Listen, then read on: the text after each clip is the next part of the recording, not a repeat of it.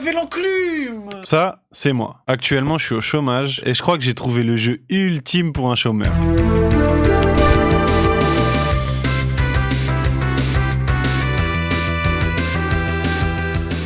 Le but du jeu, c'est juste de tuer des monstres. Mais qu'est-ce qui fait que j'ai envie de relancer après chaque partie ? Ça, il y a un putain de classement qui t'est donné à chaque fois que tu meurs. Alors forcément, tu rejoues pour faire encore mieux.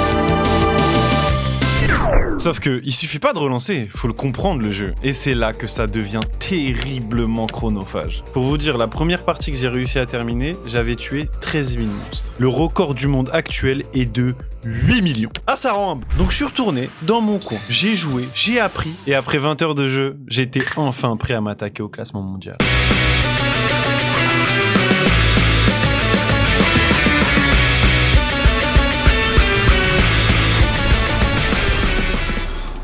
À la base, je m'étais fixé un objectif de 300 000 monstres. Alors quand j'ai vu que j'avais réussi et que j'étais top 1%, je me suis dit que c'était bon. Alors j'ai fermé le jeu.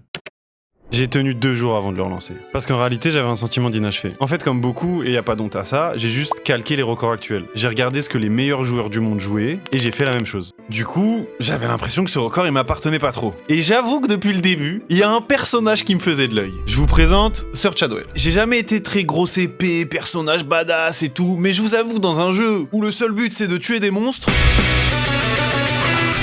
Mais attends, mais il pue la merde, Sir Chadwell. Non, c'est le pire perso du jeu, gros. Mais putain. Bon, je vous avoue que lui et moi on a commencé sur de mauvaises bases. Mais tout de suite j'ai compris. J'ai compris pourquoi j'avais jamais vu Sir Chadwell en haut du classement mondial. Le personnage est nul. Tout à l'heure je vous ai dit que le record du monde actuel était de 8 millions. Le meilleur record de Sir Chadwell que j'ai vu, c'est 600 000 monstres tués. Alors j'ai voulu relever le défi. Il commence à pouvoir... Wesh là. Wesh. Non. Non. Si, j'ai planté.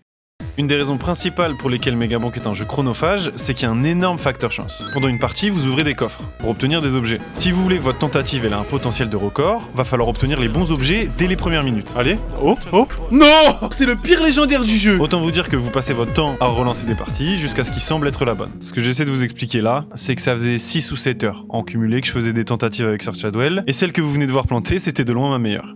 La vérité, c'est qu'à ce moment-là, j'en pouvais plus de ce chevalier de merde, qui est lent, qui a une énorme épée, mais qui tranche rien, qui fait pas de dégâts, et j'ai failli le laisser tomber.